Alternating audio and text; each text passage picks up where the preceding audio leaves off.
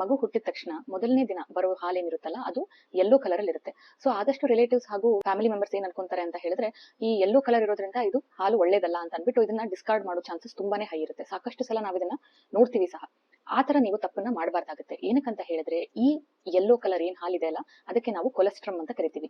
ಇದು first day ಇಂದ ಹಿಡಿದು 4 ದಿನ ತನಕ ಮ್ಯಾಕ್ಸಿಮಮ್ ಆಗಿ ತಾಯಂದ್ರಲ್ಲಿ ಪ್ರೊಡ್ಯೂಸ್ ಆಗುತ್ತೆ.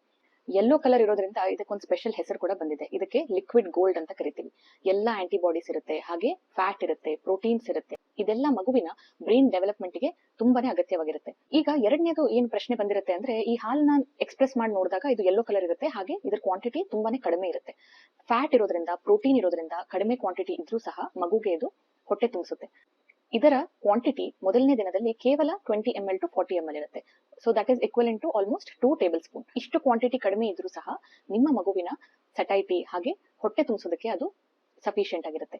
ಸೊ ಅದಕ್ಕಾಗಿ ಯಾವತ್ತೂ ಸಹ ಯೆಲ್ಲೋ ಕಲರ್ ಹಾಲು ಬರ್ತಾ ಇದೆ, ಸಫಿಶಿಯಂಟ್ ಆಗಿಲ್ಲ, ಕಡಿಮೆ ಇದೆ ಅಂತ ಅನ್ಬಿಟ್ಟು ಪೌಡರ್ ಹಾಲನ್ನ ಕೊಡ್ಸೋದಕ್ಕೆ ಹೋಗ್ಬೇಡಿ.